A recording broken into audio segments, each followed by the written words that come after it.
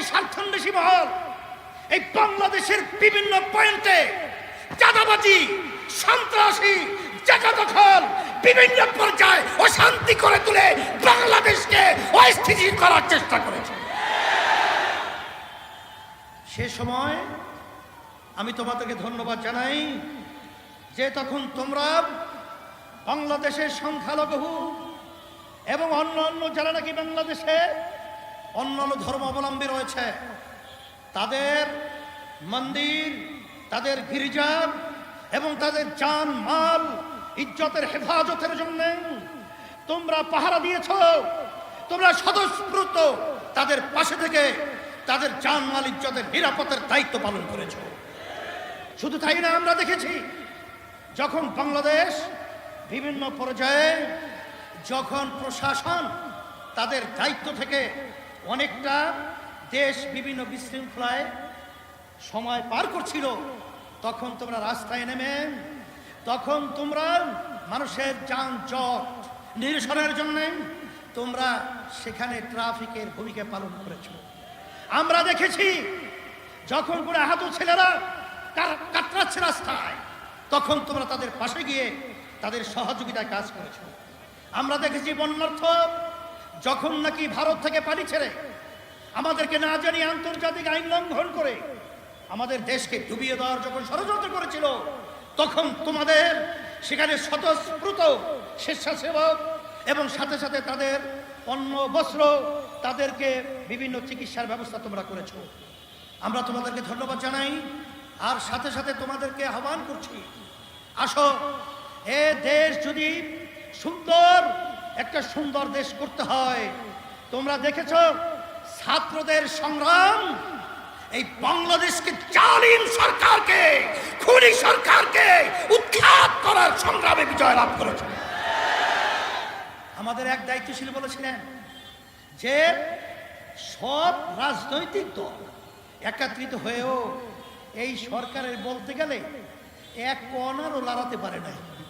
কিন্তু আলহামদুলিল্লাহ, যখন ছাত্রদের আন্দোলন সংগ্রাম, যখন তোমরা ন্যায্য দাবি আদায়ের লক্ষ্যে যখন তোমরা স্বতঃস্ফূর্ত ভূমিকা পালন করেছিলে, তখন বাংলাদেশের সব শ্রেণীর মানুষ, এমনকি আপনারা দেখেছেন ইসলামী আন্দোলন বাংলাদেশ সর্বপ্রথম রাজনৈতিক ব্যানারে, অন্য কোন রাজনৈতিক দল তখন এই ছাত্রদের ন্যায্য দাবি আদায়ের লক্ষ্যে কেউ রাজপথে আসতে পারে নাই। তখন ইসলামী আন্দোলন বাংলাদেশ তার সমস্ত সহযোগী সংগঠন আমাদের জানমাল কুরবান করে ন্যায্য অধিকার বাস্তবায়নের পাশে জানের ঝুঁকি নিয়ে তাদের পাশে দাঁড়িয়েছিল। কিন্তু আজকে দুঃখ সাগরে বলতে হয়, যারা অন্তর্বর্তীকালীন সরকার আপনারা দায়িত্ব পালন করেছেন, রাজনীতি করতে করতে চুল পেকে গেছে, দাড়ি পেকে গেছে, দাঁত পড়ে গেছে, কিন্তু ওই চেয়ারে বসার সুযোগ হয় নাই। কিন্তু আজকে আল্লাহ আপনাদেরকে ওই চেয়ারে বসিয়েছেন। এ ত্যাগ শুধু আপনাদের নয়, এই ত্যাগ বাংলাদেশের প্রতিটা বাংলাদেশের জনগণের ত্যাগ রয়েছে। আজকে আপনারা বাংলাদেশে আজকে ইসলামকে, মুসলমানদেরকে এবং তাদের নীতি আদর্শকে অবজ্ঞা করবেন, তাদেরকে গুরুত্ব দিবেন না, এটা হতে পারে না, হতে দেওয়া যাবে না। স্মরণ করাই দিচ্ছি, এদেশে ৯২ জন মুসলমান বসবাস করে, এবং এই দেশের জন্য যদি কেউ কিছু করে থাকে, ইসলামী আন্দোলন বাংলাদেশ সেই টিপাই মুখ পথ যখন ভারত সরকার দেওয়া ষড়যন্ত্র করেছিল, আমরা লং মার্চ করে ঢাকা থেকে লক্ষের মতো লোক নিয়ে আমরা সেই সিলেট চকিগঞ্জ পর্যন্ত পৌঁছেছিলাম। তখন আমরা অনেক দেশের দরদি দেখেছি, কিন্তু রাজপথে পাই নাই।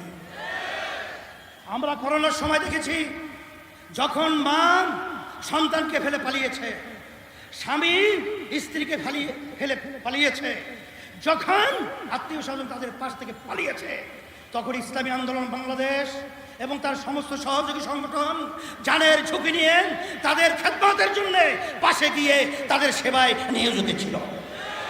আমরা দেখেছি যখন বাংলাদেশের মধ্যে কোনো দুর্যোগ, কত অন্যায়, যত অবিচার যখন প্রতিষ্ঠিত হয়েছে ইসলামী আন্দোলন বাংলাদেশ এবং তার সমস্ত সহযোগী সংগঠন সর্বপ্রথম এর বিরুদ্ধে রাজপথে আমরা আওয়াজ তুলতে ভুল করি নাই। আপনারা ইসলামকে মূল্যায়ন করবেন না, গুরুত্ব দিবেন না, এটা হতে পারে না। আর শান্তি যদি আমরা চাই, একমাত্র ইসলামই হলো শান্তির প্রতীক। তার বাস্তবতা কথা আমি লম্বা করব না। আমি চরমোনা ইউনিয়নে 2003 সালে যখন চেয়ারম্যান হয়েছিলাম এলাকার লোকের অনুরোধে, তখন প্রথম পর্যায়ে হিন্দুরা আমাদেরকে ভোট না দেওয়ার সিদ্ধান্ত নিয়েছিল। কেন? হুজুররা যদি ক্ষমতায় যায় তাহলে আমাদের মন্দির তো থাকবেই না, পূজা আশ্রা করতে দেবে না। কারণ একটা প্রবাদ বাক্য আছে না, চুন খেলে চুন খাওয়ার পরে মুখ পুড়ে যায়, দদি দেখলেও ভয় পায়। এইভাবে ইসলামকে তাম দুনিয়ার মধ্যে মিথ্যা অপবাদের মাধ্যমে আজকে চুন খাইয়া মুখ পুড়ে এখন দদি দেখলেও ভয় পায়। ইসলাম হলো একটা দদি সম্মূল্য। এই ইসলাম খেলে শরীরে আরো ভালো হয়। দদি খাইলে কি খারাপ হয়? সেই দদি খাওয়ার পর আর শরীর সতেজ হয়, ভালো হয়। আসলে ওই নির্বাচনে আমাকে তেমন হিন্দুরা ভোট দেয় নাই। আমি তো আলহামদুলিল্লাহ চেয়ারম্যান হয়ে গেছি 2003 সাল। চেয়ারম্যান হওয়ার পরে এখন আপনার চরমানিয়ার খবর নিয়ে দেখেন, সমস্ত হিন্দুরা দল টল বুঝে টুঝে না, একেবারে নির্দ্বিধায় ঝাঁকে ঝাঁকে ইসলামী আন্দোলনের প্রার্থীর পক্ষে তারা আজকে ভোট দেওয়ার জন্য উম্মাদের মতো পাগল হয়ে কাজ করছে। আপনারা লক্ষ্য করেছেন, এই শাহবাগী যখন হিন্দুরা অবস্থান নিয়েছিল, সাংবাদিকদের সামনে হিন্দুরা বলেছিল যে আমাদের মন্দির, আমাদের জানমাল নিরাপত্তার দায়িত্বের জন্য ইসলামী আন্দোলন বাংলাদেশ আগিয়ে আসছিল। বরিশালে যখন প্রশাসন আমাদেরকে ডেকেছিলেন এবং অন্যান্য রাজনৈতিক দল সহ, তখন হিন্দুরা বলেছিল যে ইসলামী আন্দোলন বাংলাদেশ এবং তার সমস্ত সহযোগী সংগঠন আমাদের জানমাল, আমাদের মন্দির গির্জা পাহারা দেওয়ার বিভিন্ন ভূমিকা পালন করেছে। এই জন্য আমি সকলকে তার আহ্বান জানাবো, যদি দুনিয়াতে শান্তি চান, আখেরাতে মুক্তি চান, একমাত্র তার নীতি আদর্শ গ্যারান্টি শান্তি ইসলাম। আমি ছাত্রদেরকে বলবো, মাঠ পূর্ব তোমরা মাঠে ময়দানে আমার ছেলেদেরকে দাওয়াত করো, তাদেরকে এই শান্তির ছায়াতলে নিয়ে আসার বিভিন্ন প্রক্রিয়া হাতে নাও, কাজ করো। হরকতে বরকত আন্দোলন মানে নড়াচড়া। আল্লাহ রাব্বুল আলামিন আমাদের সকলকে এই সম্মেলন এবং এই সম্মেলনের মাধ্যমে শান্তির ব্যবস্থা দুনিয়াতে, আখিরাতে মুক্তির ব্যবস্থা করে দেয়। আল্লাহুম্মা আমিন। রব্বানা আতিনা ফিদ দুনিয়া হাসানাহ ওয়া ফিল আখিরাতি হাসানাহ ওয়া কিনা আযাবান নার।